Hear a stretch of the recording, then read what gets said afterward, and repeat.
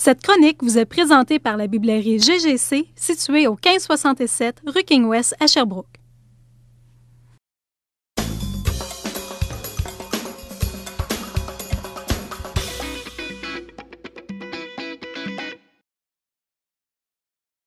On vous présente aujourd'hui une alternative aux albums traditionnels comme celui-là. Et Marie-Josée, tu as une variété incroyable d'albums à nous présenter. Il y a vraiment plein de choix.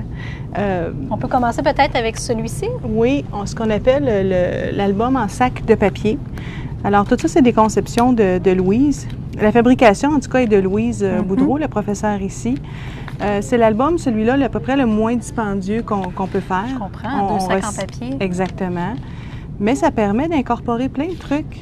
Et ça, c'était tout un paquet de photos qu'elle a voulu se garder en souvenir de son petit garçon. Petit fermoir en métal comme ça. Fait que pour commencer, pour s'initier, il n'y a pas trop de trucs. C'est vraiment 2 sacs en papier qu'on a assemblés ensemble. C'est ça, exactement. Une façon de le coller, de le couper, puis de décorer tout ça. On a parlé de CD tantôt. Oui. Même chose ici. C'est une pochette à CD, exactement, ici en diagonale. Donc, on peut mettre toutes les photos qui ont un lien avec l'album. C'est ça, où on a été une fête d'amis, puis on a pris plein de photos de l'événement. On les grave sur un CD. Puis ça fait comme un bel emballage là, du cadeau, un remerciement d'avoir été invité à une fête, des petits mots qu'on peut insérer là, sur des étiquettes, comme ça. Donc, celui-là, il est conçu tout en papier. C'est ça, c'est du carton papier, ça c'est tout fait à la main. Ouais, la base est en carton pour y donner du corps, puis il est recouvert après ça de papier. Et on poursuit avec celui-là? Celui-là, on appelle l'album Origami. Il est un petit peu plus laborieux, celui-là. Il est impressionnant. En tout cas, de l'extérieur, il est vraiment beau. C'est vraiment beau. Ça a été fait avec la collection des papiers périphérie.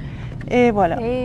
C'est tout un travail d'origami. On parle de combien d'heures pour faire ça? Ça simplement l'air impressionnant. C'est un bon 4 heures de cours. Il faut comprendre que quand les trucs comme ça se donnent en cours, les albums ou les trucs plus élaborés, la carcasse, la structure de l'album va être faite.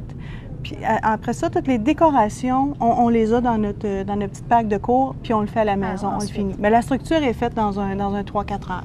Oui, parce que faire ça tout seul chez soi, c'est quelque chose. C'est complexe. On peut les retrouver sur des sites Internet qu'on va donner les liens, toute la procédure à faire, comme celui-ci. L'album Étoile. Honnêtement, je l'ai trouvé sur Internet. Mais c'était juste décourageant de penser à le faire. Il s'appelle l'album Étoile. Celui-ci, Louis s'est amusé à mettre toutes ses photos de son jardin. Puis il y a plein de petits clins d'œil avec les nouveautés. C'est ça, les papiers qui sont à la mode, les acétates, des punchs, des fibres. C'est quelque chose. Bien, ça fait un beau souvenir, puis c'est des heures de bricolage. Quand on aime travailler avec la matière de papier, là, ça ne fait pas peur. Ça fait des beaux projets, exactement. Celui-ci, elle s'est inspiré d'une petite publicité qu'elle avait reçue par la poste. C'est l'album à étage. Alors, j'ai juste, moi, à tirer sur la rabat, puis les pages tournent toutes seules. Ça, en fait, c'est une gracieuseté, mais grand-maman nous l'a reprêté pour le but de la chronique. Alors ici, on voit le UT, tous des produits qu'on fait chauffer pour faire des dévernis. C'est bien tendance. C'est bien le fun, bien apprécié en cours. Pliage avec celui-là aussi. Exactement. Ici, Book of Tag, ou le livre des étiquettes. Là. BOT, souvent. Si vous voyez sur des sites Internet, BOT, c'est Book of Tag. Et là, c'est ça. Elle a incorporé, c'est les hommes de sa vie. Alors, son père, son mari, son fils. Comme tout des signets. C'est ça. Tout est fait à la main, là. Il n'y a rien d'acheté là-dedans. C'est tout collé, coupé, décoré avec les fibres de Basic Grey Périphérie. On peut les acheter toutes faites, ces albums-là. On les trouve pas ces albums-là, ici. c'est ça. Ils s'en vendent comme ça. C'est de Chatterbox dans leur dernière collection. Alors, ils vont offrir dans un même petit pactage les pages, cartonnées, un peu plus solides, les anneaux pour relier le tout, un peu d'embellissement, les rubans qui vont avec. Et également, donc là, si on veut faire des albums comme ça que tu nous as présentés, il y a des méthodes qu'on peut suivre. C'est ça. Pour plier le papier, il y a des outils particuliers. C'est pratique de les savoir. Ça, c'est l'outil, je pense, que je croyais le plus inutile en scrapbooking et je me ravise bien humblement.